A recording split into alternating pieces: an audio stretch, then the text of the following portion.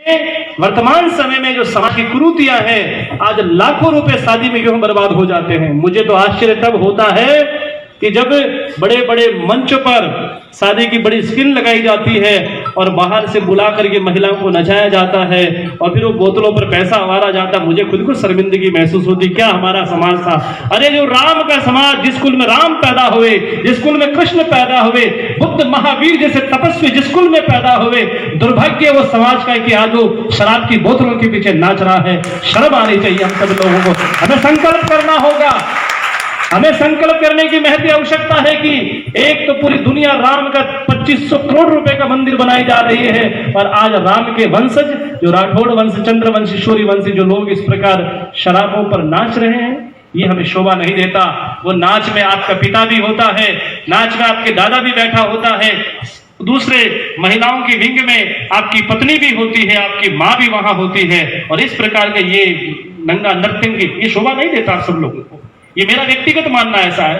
हो सकता है मेरी बात से आप समर्थन नहीं करेंगे, पर ये हमें शोभा नहीं देता। हमारा दायित्व यह है कि हम सब लोग मिलकर के, जैसे स्वच्छ भारत का अभियान चलाया मोदी जी ने, महात्मा गांधी की विचारधारा को मैं आप लोगों से यही कहना चाहूंगा कि हमें नशा मुक्त समाज बनाए, दहेज मुक्त समाज बनाए और जो भी हमारे जीवन की कुरीतियां हैं, आप बाड़मेर जैसलमेर जब जाएंगे तो आपको लगेगा कि वहां अमल की बड़ी भारी एक उनके सामने अभिशाप खड़ा हुआ है। मर जाए तो अमल, शादी हो तो अमल, मतलब चुनाव के समय तो होता ही है, पर ये मतलब इस प्रकार से लोग कर्ज में डूब जाते हैं, उन्हें जमीनें बेचनी पड़ती है। इसलिए मेरा आप सब लोगों से निवेदन होगा, हृदय की अनंत गहराई से प्रार्थना होगी कि आप सब लोग संकल्पित होकर के ये दहेज के लिए आपको जगह जगह प्रयास करना है और शिक्षा पर विशेष समय ध्यान देना है। क्योंकि डॉक्टर अंबेडकर ने इस बात को कहा था कि जो शिक्षा का जितना दूध पिएगा उतना जोर से दहाड़ेगा। आज वर्तमान में लेखने की ताकत को बढ़ाना होगा।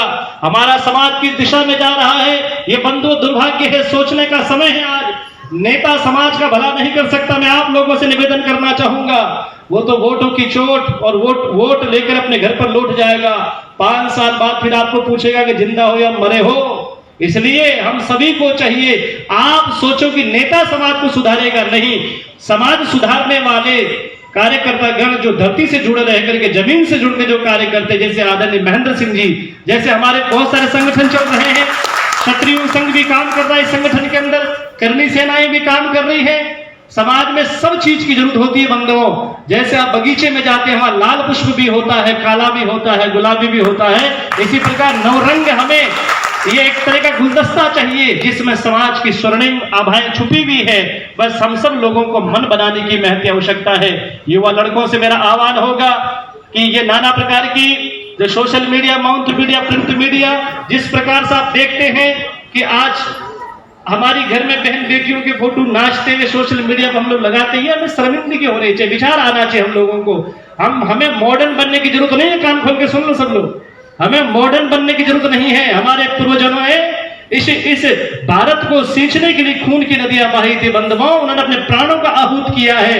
हम लोगों का आज जो सम्मान और जो इज्जत प्रतिष्ठा हो रही है उन पूर्वजों की देन है, जिस कारण से आज हमें मान और सम्मान मिल रहा है। इसलिए हम हमारी संस्कृति को बचा के रखें, हमारे संस्कारों को बचा के रखें और अपनी अस्मिता पर हमें गर्व होना चाहिए। क्योंकि कबीर का सिद्धांत है कि स्टेचू उन्हीं का लगता है चौराहे पर जिन्होंने राष्ट्र समाज के लिए कायम आए हो। आज महाराणा का स्टेचू जगह जगह देखा होगा आपने, दुर्गादास राठौड़ का स्टेचू गांव गांव ढानी ढानी पर देखा होगा। पार्लियामेंट में भी यहाँ स्टेचू लगे उन महापुरुषों के, क्योंकि राष्ट्र को बनाने में एकता उनका बहुत बड़ा योगदान रहा।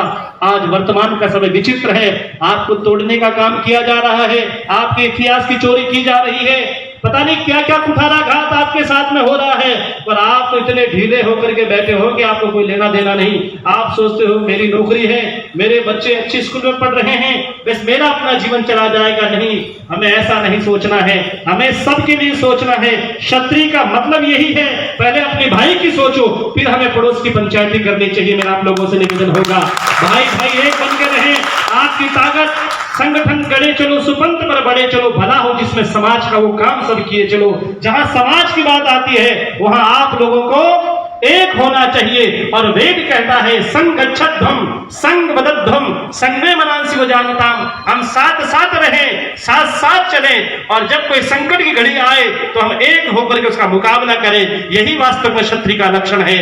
आज वर्तमान का समय, मैंने कहा ना, तलवारों का युग नहीं है।